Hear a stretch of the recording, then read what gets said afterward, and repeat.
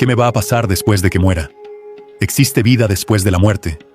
¿Reencarnaré en otro cuerpo? ¿Iré al cielo o al infierno? Estas son las preguntas más comunes que las personas se hacen cuando piensan sobre la muerte. ¿Será el fin de la vida o solo el comienzo? Una encuesta realizada por una cadena de televisión de los Estados Unidos mostró que cerca del 80% de la población mundial cree que existe vida después de la muerte y que el alma del ser humano es inmortal.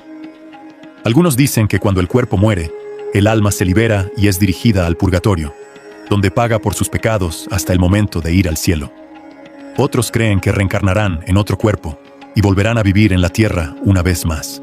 Y aún hay quienes creen que dormirán en sus tumbas hasta la vuelta de Cristo. En fin, hay mucha confusión respecto a lo que nos sucederá después de la muerte. Sin embargo, toda esta discusión se vuelve innecesaria cuando miramos la Biblia, que es la palabra de Dios, pues ella nos brinda las respuestas a todas estas preguntas de la humanidad.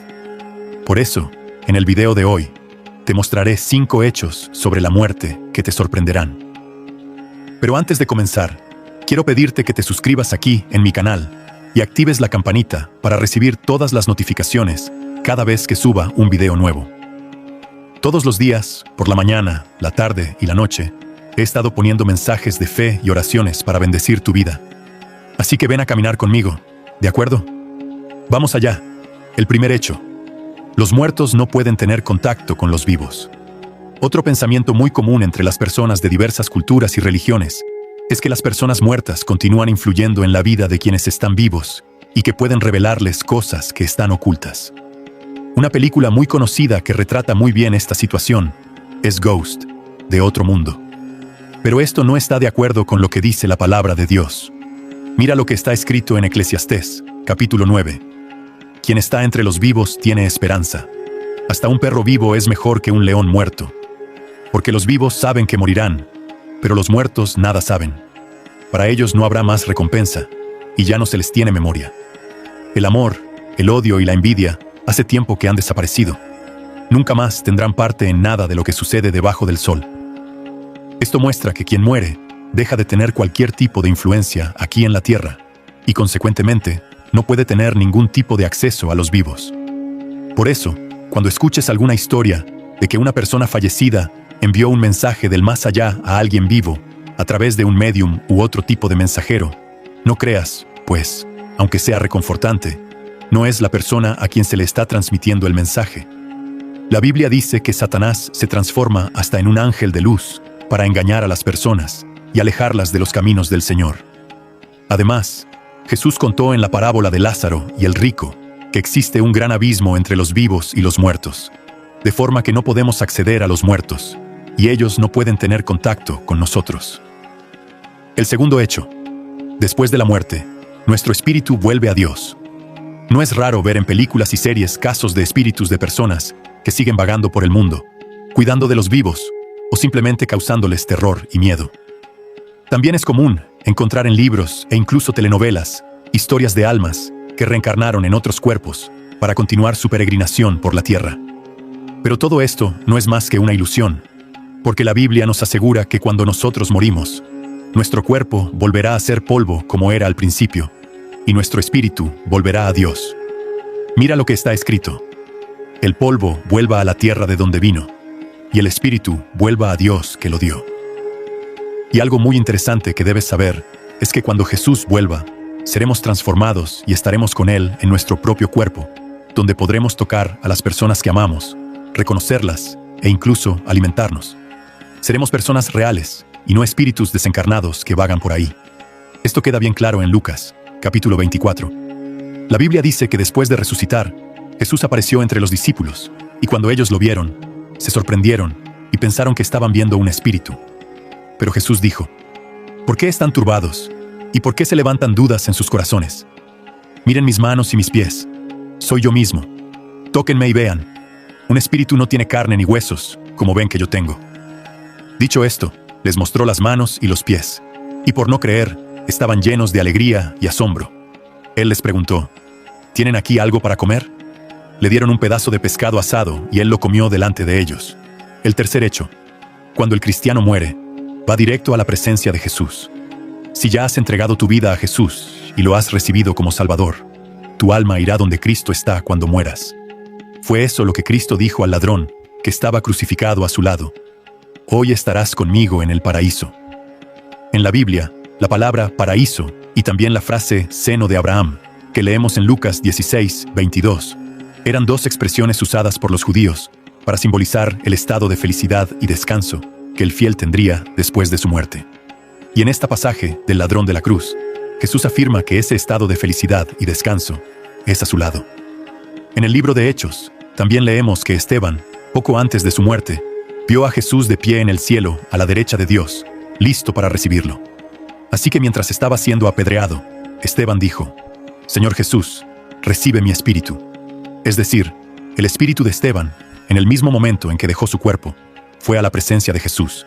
Y por último, tenemos también la enseñanza del apóstol Pablo al final de su vida. Pablo estaba preso y esperaba el día de su muerte, pero no tenía miedo de morir. Por el contrario, esperaba ansiosamente estar con Jesús y dijo: deseo partir y estar con Cristo, lo cual es mucho mejor.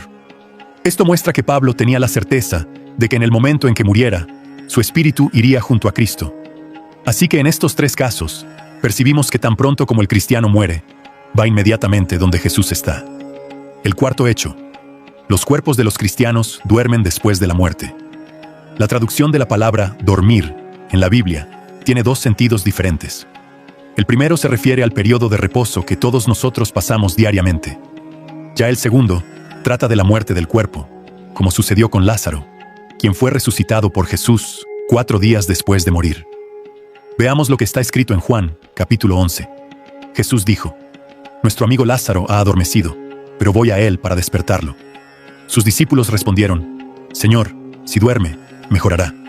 Jesús había hablado de su muerte, pero sus discípulos pensaron que estaba hablando simplemente del sueño. Entonces les dijo claramente: Lázaro ha muerto, y para su bien, estoy contento de no haber estado allí, para que ustedes crean. Pero vamos a él.